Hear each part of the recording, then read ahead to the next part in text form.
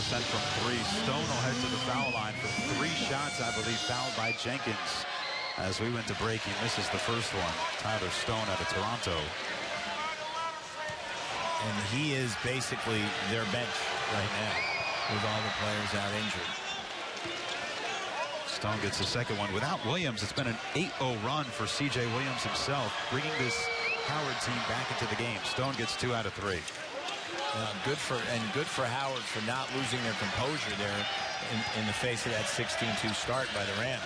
Really easy to just disappear at this arena.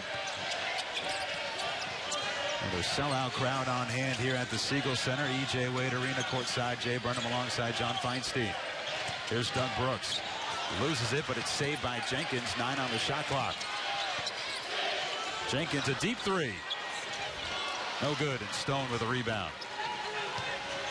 We're going to have to get some good minutes out of Stone here tonight. He's a senior, but he's not used to playing very many minutes. He's up a little bit of size, 6'7". Jenkins has a 3-point shot, but just that was a little bit too far off the mark and a foul away from the ball. Offensive on Howard. Moving screen there. Duke Edsel caught it on the baseline. And as you pointed out, the team fouls are now 5 for Howard in the first 9 minutes, and they cannot afford foul trouble. But to their credit, as we said, they didn't lose their composure. Kevin Nickelberry, fully aware of what this building is like, he said one of the things we can't do is we can't lose to the atmosphere, which a lot of teams have done in here in these last 90 games. That's more like it for Jenkins from the corner.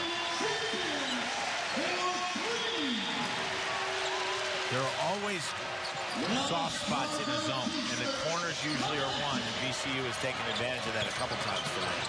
De'Riante Jenkins, 11 for 22 from 3-point range this season. Stone on the take left side didn't have the energy. That's a turnover, that shot. So they're just out of position to make the play. And things swinging back in favor of VCU with 10:21 here left to go in the first half. Now Crowfield getting some minutes. He'll dump it off to Tillman, and Tillman gets the 6-footer. Every time I watch Tillman play, I keep saying he's going to score 30 something. He's got those long arms inside. He's almost unguardable when he catches the ball in there. Such a high-energy, exciting player to watch. To go along with those 30 points, how about 10 or 15 rebounds? Easily, a couple block shots while you're at it. Looks like we might have another moving screen. Nope, it's on Tillman. Trying to get through the screen. So Mo Alie-Cox will come back in for Tillman. Stone and Mbindu will depart for Howard. They'll bring back in Marcel Boyd. Kevin Nickelberry, almost like a hockey coach here. Moving players in and out in short stints to keep them fresh. That didn't get anywhere. The ball got batted back into the seats. Returned quickly. Is Les Jones going over to check the clock? Check the clock, or find out who the fan was who ended up with the ball. Not sure what he's checking. Let's see if they I don't think started the clock. There we go. 1 second. There you go, Les. Made our 1 second we'll never get back in our lives. I'm going to tell him because he's coming over to tell me.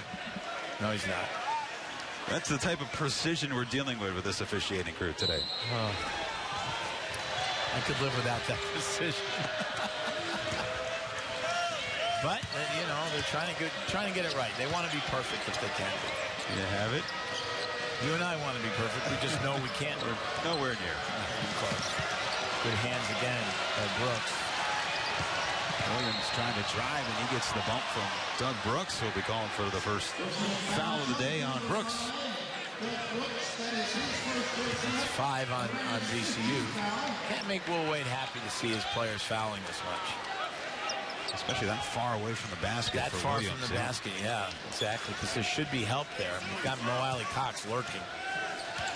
So Howard will get another opportunity to inbound, trying to cut the deficit down 21-12.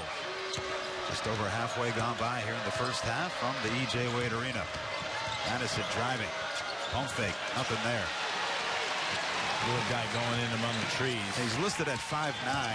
If he's 5'9", I'm 6'5". Here's Johnny Williams.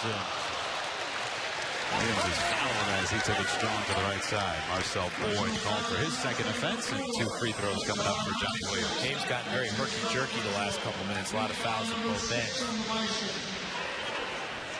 So we might see some free throws down towards the end of this half, and both teams shooting about the same, 68% from the line as a team for Howard, 70 for VCU. Yeah, that's 70%. Will Wade and I talked about that a few weeks ago. They've been working around there all season. He said there aren't any fire alarms going off, but he'd like to see that come up a little bit again as we get into January. Johnny Williams should be a better free throw shooter than he is. Yeah, just at about 60% so far this season. Williams with the second one. Well, there he hits them both. Inspired. He's got 7. And here comes the press. That's the thing. When VCU scores, they're able to set up the press and the trap. Rams up by 11. We're seeing some more minutes here for Crowfield, who was limited the past couple of games. Also to note, the Rams are without Ahmed Hamdi today. Coach's decision will not play. Coach's decision as in, I want to see it pick things up, kid. Nice pass, and it's incomplete there by Mangum. And a bunny couldn't finish. So Howard need to make those baskets. Exactly. You can't afford to miss goal. Williams will splash it from 18 feet. Inside the three-point line, he's effective. Steps back behind that line, not nearly as effective. Speaking of local kids, Johnny Williams saying, hang on, I'm from Richmond too. And I can play. 25-12, Rams in the lead. There's Andrew taking it to Cox, and a foul called as Cox came over from the weak side. And you know, we joke about Madison's height, and he's not anywhere close to 5'9", but they've done a much better job against the press since he came in the game because he's keeping the ball in the middle of the court and not giving up his dribble. Well, it's a second foul on Mo Ali Cox, which looks like Tillman will come back in the game after these free throws. Kofi Hondo, 82% on the season. The senior averaging just about 4.5 points this year, and thrust into the starting role with all those injuries we've discussed. And again, with Mo Ali Cox committing his second foul, that doesn't thrill Will Wade, but to be able to bring someone like Tillman in off the bench isn't a terrible thing. Hondo hits the first one, and there comes Tillman. You would think with the size of Tillman and Cox, they'd really, either one of them should have a pretty good game today. Yeah, and Will Wade always says, I just need one of my big guys to play well, and we should be okay. 2 of them play well, that's a bonus. Hondo 1 for 2, and the deficit 12 here for Howard. And then if you get one of the newer young players to play well, that's a bonus as well, between Jenkins and Crowfield and Downey. Double bonus. Nice play right off the fingertip. Didn't get the torque that he wanted to flush it through, but it'll count as an alley-oop for Tillman. He did a great job being able to recontrol the ball because the pass was a little bit high. It's that excitement out of Tillman that we were discussing moments ago. Here's Doug Brooks with the steal in the open court. Brooks with the layup. And shades of Thursday flashing before our eyes. And the Euro step. Again, the turnovers are what are ultimately going to kill Howard because it gives up easy baskets when you do that, and it also gets the crowd into the game. And as Kevin Nickelberry said, this is not a crowd you want to mess with. 90 straight sellouts. 86 and 13 coming in those 89 sellouts. Not too shabby. Brooks with 4 steals in that win on Thursday against ULM. Madison, he drew the foul. It'll be 1-1. No shots for Madison. We're going to have a timeout here. Foul on